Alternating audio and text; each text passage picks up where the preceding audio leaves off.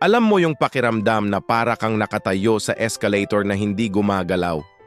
Nakikita mo yung mga kaibigan mo, mga kaklase, mga katrabaho, lahat sila parang nasa fast lane. Habang ikaw, parang stuck ka lang sa isang lugar. Napapaisip ka minsan, bakit ganito? Bakit parang walang nangyayari sa buhay ko?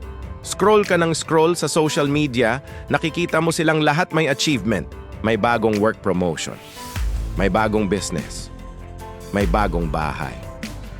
Tapos ikaw, parang paulit-ulit lang ang araw mo. Pero sandali lang. Baka mali tayo ng perspective. Baka hindi ka naman talaga stuck. Baka nagpapahinga ka lang. Alam mo kasi, hindi lahat ng pagtigil ay paghinto.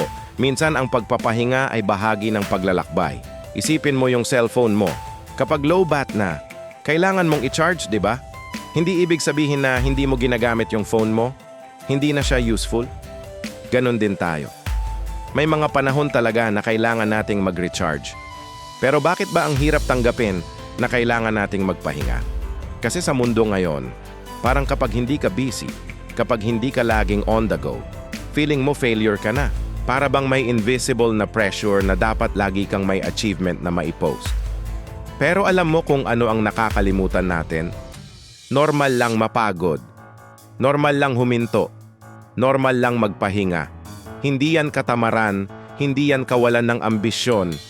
Yan ay pag-aalaga sa sarili. Yung pahinga mo, hindi yan sayang na oras. Diyan mo binubuo ulit ang sarili mo. Diyan ka kumukuha ng bagong lakas. Diyan mo naiisip kung ano ba talaga ang gusto mong mangyari sa buhay mo. Parang halaman yan eh. Kailangan din ng tahimik na panahon para tumubo ang bagong ugat. Kaya sa susunod na maramdaman mong parang nahuhuli ka sa buhay, tandaan mo, hindi ka stuck, hindi ka pabaya, hindi ka tamad. Nagtitipon ka lang ng lakas para sa susunod mong hakbang. At okay lang yan.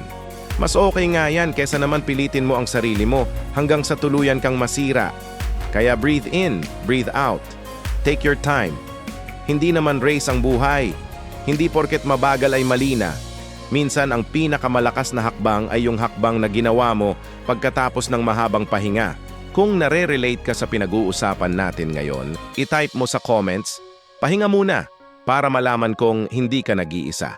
At kung gusto mo pang marinig ang mga ganitong kwentuhan, i-click mo lang yung subscribe button para sa mas marami pang conversations tungkol sa tunay na buhay. Salamat sa pakikinig at tandaan, ang tunay na progreso may kasamang pahinga.